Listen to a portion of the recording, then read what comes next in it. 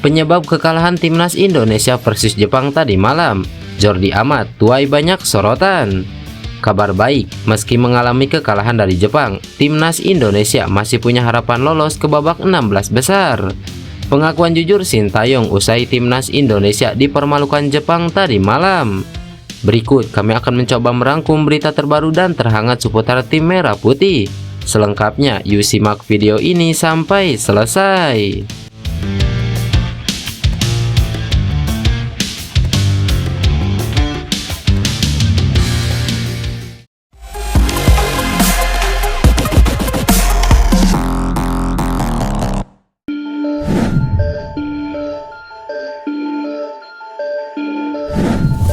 Ya, timnas Indonesia baru saja melawan Jepang dalam matchday ketiga alias laga terakhir grup D Piala Asia 2023. Pertandingan yang berlangsung di Stadion Al-Tumama pada Rabu 24 Januari 2024.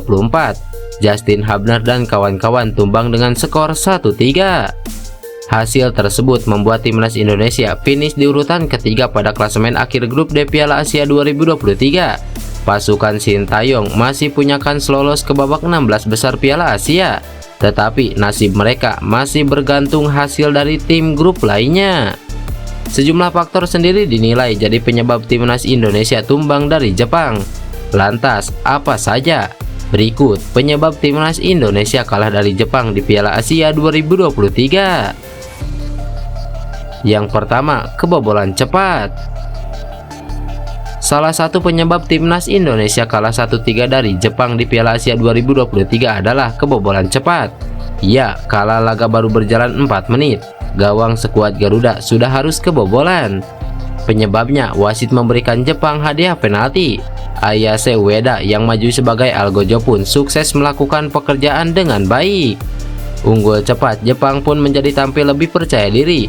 Mereka bisa mendominasi laga yang membuat timnas Indonesia akhirnya kerepotan. Yang kedua, lengahnya lini pertahanan timnas Indonesia.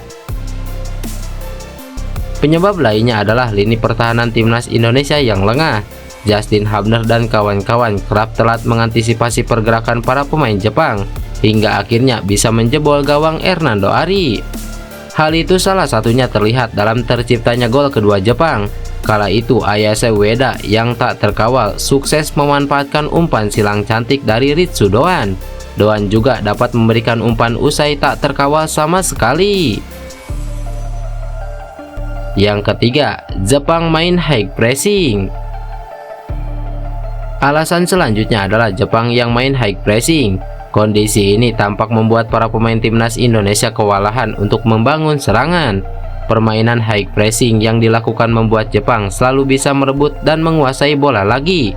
Sementara timnas Indonesia, mereka lebih banyak membuang bola atau kehilangan bola.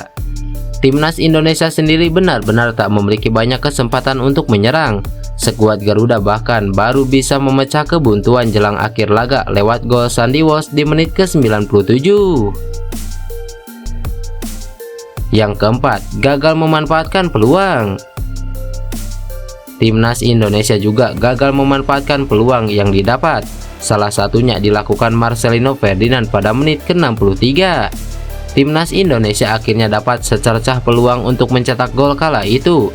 Tetapi peluang yang langka tersebut gagal dimanfaatkan dengan baik. Penyelesaian yang kurang tepat dari Marcelino Ferdinand membuat bola masih melambung di atas mister gawang Jepang. Yang kelima, kesalahan Jordi Amat. Jordi Amat dianggap jadi penyebab kekalahan timnas Indonesia atas Jepang.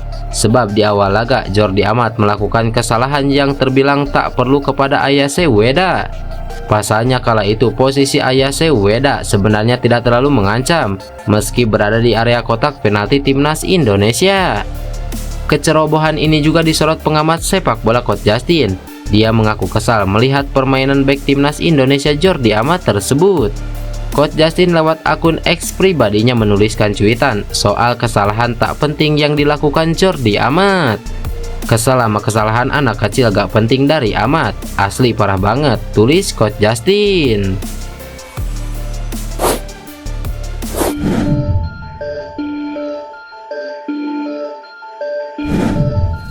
Peluang timnas Indonesia lolos ke babak 16 besar Piala Asia 2023 masih ada usai takluk dari Jepang pada laga pamungkas grup D yang berlangsung di Stadion Altumama tadi malam. Tim asuhan Sintayong harus mengakui superioritas Jepang. Tim Garuda hampir sepanjang laga ditekan Jepang yang juga memburu 3 poin untuk lolos ke babak selanjutnya. Di sisi lain, pihak AFC juga memberi sedikit kabar baik untuk skuad Garuda. Gol Sandy Walsh disebut turut menjaga harapan timnas Indonesia untuk bisa tetap melangkah ke babak 16 besar untuk pertama kali sepanjang sejarah. Sandy Walsh dan kawan-kawan kini menempati posisi ketiga klasemen akhir dengan koleksi 3 poin dan selisih gol -3. Tim Merah Putih juga berada di posisi keempat atau posisi terakhir bagi tim yang berjuang lolos lewat jalur peringkat ketiga terbaik. Timnas Indonesia berada di bawah Palestina, Suriah, dan Bahrain. Posisi ini tidak akan berubah jika hasil pertandingan di grup E dan F yang seluruhnya akan berlangsung pada Kamis besok memihak timnas Indonesia. Bahrain yang menempati posisi ketiga grup E akan bersua Yordania di laga terakhir fase grup. Skenarionya, timnas Indonesia perlu berharap Bahrain kalah dengan minimal 3 gol dari Yordania. Dengan begitu, timnas Indonesia akan lolos ke fase gugur tanpa memperdulikan hasil Kirgistan versus Oman di grup F. Jika skenario Bahrain kalah dengan 3 gol tidak terrealisasi, maka laga Kirgistan versus Oman mesti berakhir imbang sehingga poin Oman tidak akan melewati Indonesia di perebutan tempat ketiga terbaik.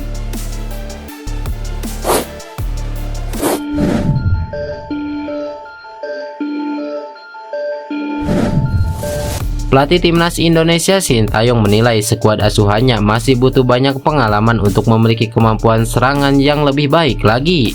Hal itu ia ungkapkan setelah melihat hasil minor ketika menghadapi Jepang yang kesulitan memberikan serangan balasan. Mereka masih belajar dan butuh banyak pengalaman. Kami harus perbaiki kekurangannya dan berkembang lagi, ungkap Sintayong.